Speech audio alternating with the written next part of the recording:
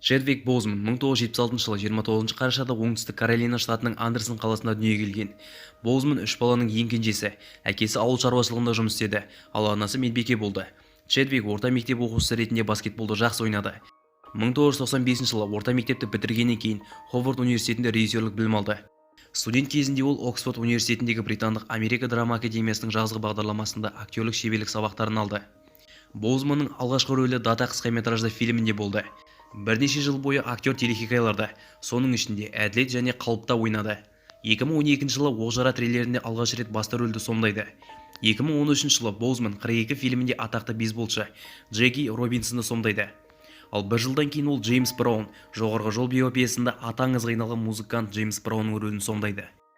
2014 жылдың қазан айында Боузман Марвел киноәлемінде Қара Пантераның рөлін сомдауға шақырылды. Суперқахарман бейнесінде ол алғаш рет 2016 жылы алғашқы кек алушы азаматтық соғыс фильмінде үлкен экранға шықты. Ал 2018 жылы Қара Пантера туралы жеке жобаға ие болды.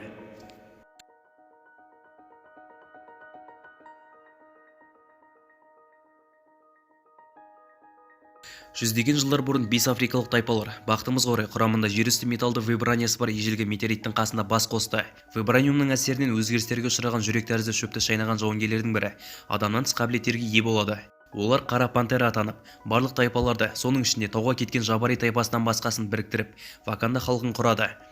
Уақыт өте келе вакандалықтар озық технологияны дамыту үшін вибраниумды пайдалануды үйренеді және өздерін әлемнен оқшаулайды. Бірінші кек алушы фильмінде Ховард Старк соңғы вибранияны әкелген белгілі бір африкалық ел туралы айтады.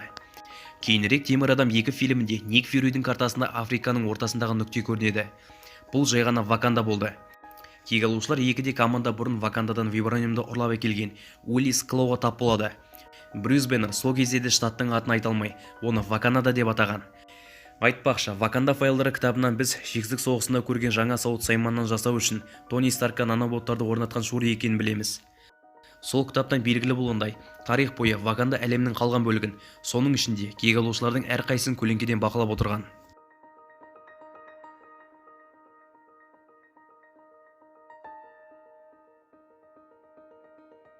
Кек алушылар Альтрон дәуірі оқиғаларынан кейін Біріккен ұлттар ұйымының Соковия шартына қол қою кезінде әкесі жарылыстан қаза табады. Тачала қысқы сарбазды қорғап жатқан Капитан Америкаға қарсы тұру үшін Темір адам тобына қосылады. Бірақ кейін Тачала жарылысты Гельмут Земо, оның отбасын өлтірген Соков дағдарысын байқаусыз жасағаны және кек алушылардан өшін алғысы келгенін біледі. Земоның Старк пен Роджерсты бір-біріне қарсы қойылғанын мойындағанын естігеннен кейін Тачала Земоның өзін-өзі өлтіруінің алдын алып, оны Эверетт Россқа тапсырып, кек алудан бас тартады. Тачала Роджерс пен Барнсты Вакандаға апарып баспанамен қамтамасыз етеді. Сонымен қатар Бакидің миын қалпына келтіруге көмектеседі.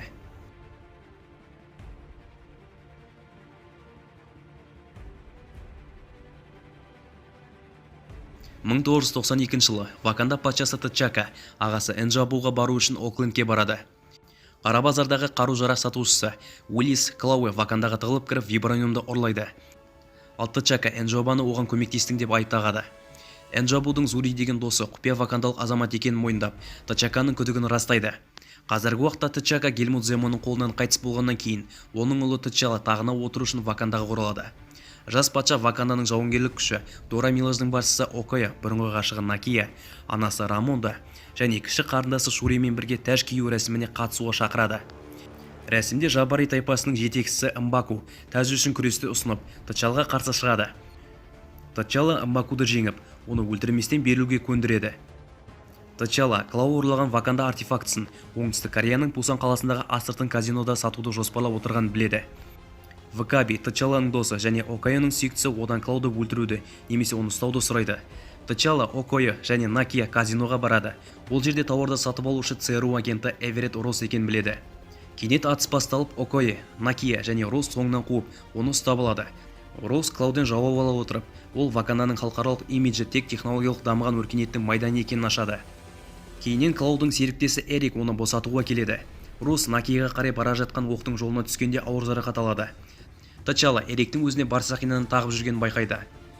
Тачала Россты Вакандаға апаруды шешеді. Ол жерде олардың технологиясы оның өмірін құтқарып, Клауды іздеуді тоқтатады. Шури Россты емдеп жатқанда, Тачала Энджабумен болған оқиға туралы Зуриге қарсы тұрады. Зури Энджабу Ваканданың технологиясын бүкіл әлем бойынша африкалық текті адамдармен бөлісуді жоспарлағанын, олардың өзгелерді жеңуге көмектескенін түсіндірді. Тачака Энджабаны тоқтатуға шақырған кезде ол Зуриге шабуыл жасап, Тачака оны амалсыз өлтіруге мәжбүр болды. Киллмонгер Клауды олжа ретінде өлтіреді. Содан кейін оның денесін Вакандаға апарады. Ол ақсақалдардың алдына шығып өзінің шыққан тегін айтып, таққа өз талабын қояды. Ол Тачаланы салттық жекпе-жекке шақырады. Зуриді өлтіріп, Тачаланы жеңіп, сарқырамаға лақтырады. Жүрек тәрізді шөп Киллмонгердің бұйрығымен жойылады. Бірақ Накия біреуін құтқарып қалады. Вакаби және оның әскерінің қолдауымен Киллмонгер бүкіл әлем бойынша Ваканда қару жөнелтуге дайындалуда. Накия, Шури, Рамонда және Рос Джабари тайпасына көмек сұрап барады. Олар ес-түссіз жатқан Тачаланы табады. Оны Джабари тайпасы Мбакуды тірі қалдырған үшін құтқарады.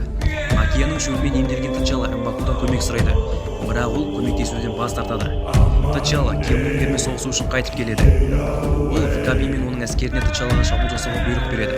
Дора Милаш, Шури және Накиямен бірге қара пантера костюмін киген Киллмонгермен күреседі. Шури Росқа жойғыш ұшағына отырғызып, сыртқы әлемге қару алып бара жатқан Ваканда ұшақтарын атып түсіруді бұйырады. Кенеттен Тачалаға көмектесу үшін Мбаку мен Джабари келеді. Окоямен соғысқаннан кейін Вакаби мен оның әскері кері шегінеді. Шахтадағы ұрыс кезінде Тачала Киллмонгердің костюмін істен шығарып, оны ауыр етіп жаралайды. Киллмонгер сауығып түрмеге түсу ұсынысынан бас тартып, оның орнына еркін адам болып өлгенді лайықты деп санайды. Фильм 1 миллиард 300 миллион доллардан астам табыс жинады.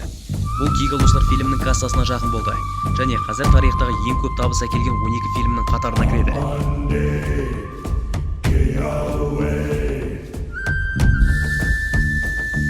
2018 жылы Тачала Стив Роджерстен жатқаламдық шабуыл туралы біліп, Баки Барнсқа жаңа роботты қолда келеді. Содан кейін ол Роджерс, Ронов, Уилсон, Роудс, Брюс Бэннер, Максим және Вижн мен Вакандаға санатасын жою үшін келеді. Тачала батырларды Шуриге ертіп апарып, басқалармен жағдайды талқылайды. Кенеттен Вакандаға аутрайдерлердің әскері шабуыл жасап, Барнс, Роджерс, Ронов, Уилсон, Роудс және Бэннермен бірге соғысуға мәжбүр етеді. Біраз уақыттан кейін Тор, Ракета және Грут Вакандаға келіп біршама көмек тигізеді. Фильм аяқталарда Танос Вакандаға портал ашып, уақыттасын алуға келеді. Бірақ кейіпкерлер оны тоқтата алмайды. Нәтижесінде Танос Вижнді өлтіріп саусағын шерткенде, Тачала Окояның құшағында құлап күлге айналады. 2023 жылы Тачала қайта тіріледі. Тачала, Окоя, Шури және Ваканда армиясымен бірге жойылған Кигалушылар базасына Стрэндждің телепорт арқылы жеткізіліп, Таностың балама нұсқасымен күреседі. Бәріміз білетіндей Тачала Старктың желеу рәсіміне қатысып, үйіне қайтады. 2020 жылы 28 тамызда 44 жасында Marvel фильмдеріне қара пантера рөлін сомдаған 42 және Marvel фильмдерінің жұлдызы Чедвик Боузман қайтыс болды. Актер 2016 жылы алғаш рет диагноз қойылған тоқ ішек қателі ісігінің салдарынан 4 жыл күресіп отбасының ортасында қайтыс болды. Нағыз күрескер Чедвик шыдамдылық танытып, сізге ұнайтын көптеген фильмдерге түсті. Маршалдан қанды 1-5-ке дейін, Маренейдің қара төбіне және тағы да бірнеше фильмдер арасында шексіз операциялар мен химиотерапиялық ем қабылдап жүрген кезінде түсірілген. Боузман жақын арада қара пантера 2 фильмінде түсірілімді бастау керек еді. 2020 жылдың қарашасында Marvel студиясының өндіріс басшысы Виктория Алонсо студияның Боузманды сандық дубльмен жасауды жоспарлап отырған жоққа шығарды. Желтоқсанда Кевин Файги бұл рөлге жаңа актер ізделмейтінін жариялады. Өйткені Боузманның бейнесі басқаларға қарағанда итерациясы жоғары деп есептеді. Оның өкілдері әлеуметтік желілерде жариялаған мәлімдемеде Боузман Лос-Анджелестегі үйінде әйелмен балаларының қоршауында қайтты.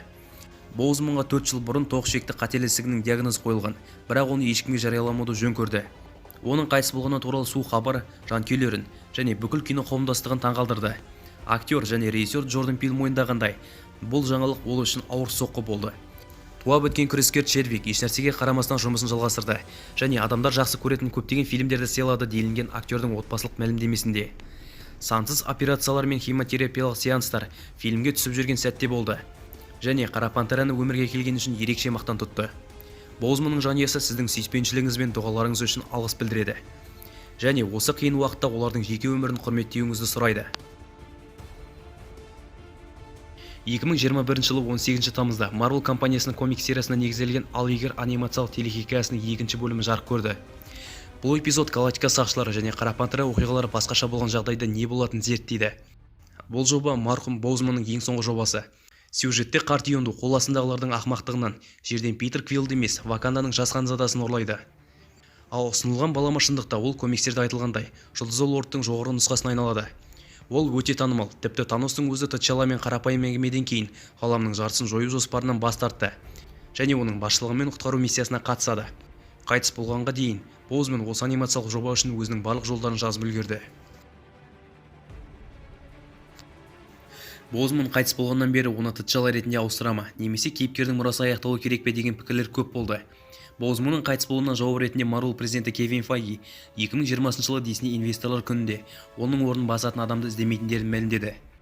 Чедвик Боузман өте дарынды актер және біздің бүкіл өмірімізге кәсіби түрде әсер еткен тұлға болды. Оның Қара Пантера ерекше бейнесі және Marvelдың өткен кезінен басқа кез келген ортадағы кейіпкердің қайталауынан асып түседі. TMZге берген сұхбатында Чедвик Боузманның ағасы Дерек Боузман T'Challаны қайта құруды қолдайды. Рекаст T'Challa петициясында айтылғандай, аңызды өлтірудің бірнеше жолы, олардың тарихын айтуды тоқтату. Чедвик Боузман бір мұраның соңы емес, басы болуға лайық. Кейбір адамдар мұны оқып таңғалуы мүмкін, өйткені басқа актер Чедвик Боузманның ізімен жүрудің үлкен қысымын қаламайды деп сенеді. Кино көрермендер бұл айырмашылықты бағалай алады, өйткені Чедвик Боузманды тікелей салыстырудан аулақ болады. 2010 жылы Marvel Эдвард Нортонды кек алушылардың бірінші фильміне шақырмағанына таңғалды, өйткені ол бірінші фильмде халықты ойнады. Marvel пресс-релизде Марк Руффалоға берілген рөлге көбірек команда ойыншысын іздеп жатқанын айтты. Мойындау керек, бәріміз Эдвардты актер ретінде өте жақсы көреміз, бірақ онымен жұмыс істеу оңай емес. Әсіресе оның соңғы монтаждау және режиссерлік процесіне араласуды қалай жақсы көретінін еске түсіргенде. Сондай-ақ ол актерге сценарийге өзгертулер енгізуге рұқсат беру шартымен халық рөліне келісім берді. 2014 жылы Эдвард Нортон басқа фильмдерге ойнауға кедергі болмасы үшін жобадан өз еркімен кеткенін айтты. Ал кейінірек Comedy Central шоуында Нортон сценарий ұнамағандықтан халық рөлінен бас тарттым деп әзілдеді. Темір адам фильміндегі Тони Старктың ең жақын досы Джеймс Роудсты сомдаған Теренс Ховардтың айтуынша, оның кетуіне гонорар басты себеп болған. 2013 жылы ток-шоулардың бірінде актер былай деді: "Мен темір адам болуға көмектескен адам маған төлену керек ақшаның бір бөлігін алып, сосын мені жобадан итермеледі." Ховард Marvelмен 3 фильмдік келісімге қол қойған, бірақ темір адамның жалғасын түсіру уақыты келгенде, студия оның қаламақысын 90% қысқартуды талап етті. Ховард темір адам фильмінде кіші Роберт Дауни түспей тұрып, студияға досын басты рөлге қоюға сендіру үшін жалақысын қысқартуға келісті. Бірақ кіші Роберт Дауни Теренс үшін мұндай құрбандық жасағысы келмеді. Ваканданың дана және жомарт билеушісі Чедвик Боузман экранда мінсіз бейнелеген ханзада T'Challa Marvel киноәлемінің ажырамас бөлігіне айналды. Және оны көптеген көрермендер жақсы көрді. Жазушылар Қара Пантераның қайтыс болғанын жариялау немесе жай ғана еске алмау арқылы алып тастай алады. Кино тарихында мұндай прецедент бар. Хит Леджер қайтыс болғаннан кейін Джокердің тарихын жалғастыруды жоспарлаған Кристофер Нолан оған қатысты барлық сілтемелерді келесі фильмнен алып тастады. Ал режиссердің әртіс рухын үнсіз еске алуына көрермен түсіністікпен қарайды. Қара Пантера хикаясы да осылай аяқталуы мүмкін. Осы мысалдарға сүйене отырып, жақын арада T'Challa рөліне жаңа актер жарияланады деп болжауға болады. T'Challaның көптеген адал жанкүйерлері бар. Олар жаңа актер рөлін қайта құру идеясын дұшпандықпен қабылдау мүмкін. Біз осындай сабақтастықты Қара Пантераның өзінен көрдік. T'Challaға дейін оның әкесі король T'Chaka патша болып үлгерді. Кейін T'Challa әкесінің мұрасын жалғастырып, оның орнына патша тағына отырады. Жанкүйерлер болжағандай Шури ағасының бұрын мекендеген мантиясын алады. Оның костюмінде бірінші Қара Пантерада шайқас кезінде киген бояумен бірдей белгілер және алтын әшекейлер мен алтын тырнақтары бар. Рамонда Біріккен ұлттар ұйымына сөйлеген сөзінде: "Мен сенің не сыбырлап тұрғаныңды білемін" дейді. Олар қорғаушысынан айырылды. Енді біздің соққы беретін кезіміз. Талакон жекпе-жекті Вакандаға келген кезде Шури әлемге Ваканданың санауға болмайтын күш екенін еске салу үшін Қара Пантера мантиясын қабылдайды. Кадрда Анджела Бассеттің патшайымы Рамонда оларға біздің кім екенімізді көрсет деген сөздер айтылады. Бұл диалогта ұлтты әлемге көрсетуге итермелейді.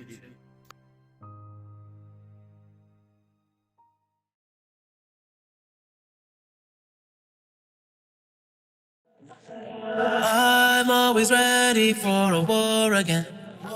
Go down that road again. It's all the same. I'm always ready to take a life again. You know I'll ride again. It's all the same. Tell me who's gonna save me from myself when this life is all I know. Tell me who's gonna save me from this hell. Without you, I'm all alone. Who gon' pray for me? Take my pain for me. Save my soul for me. Cause I'm alone, you see. If I'm gon' die for you, if I'm gon' kill for you, then I spill this blood for you. Hey.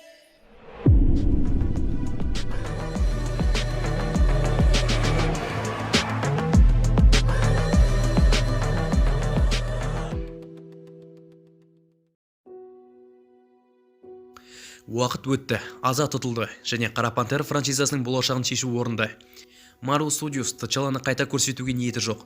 Сондықтан жанкүйерлер арасындағы сұрақтар осы ғаламдағы T'Challaмен қалай қоштасатынына назар аударады. Қара Пантера Ваканда мәңгілік фильмі осы қарашада шығады. Фильм T'Challаның жоғалуымен ашылады. Сан-Диего комик-конында жарияланған ресми трейлерге сүйене отырып, фильм T'Challаның желеу рәсімімен басталады. Бұл үшін Кевин Файги мен режиссер Райан Куглер Чедвик Бозманға құрмет көрсету сияқты қиын міндеттерге ие.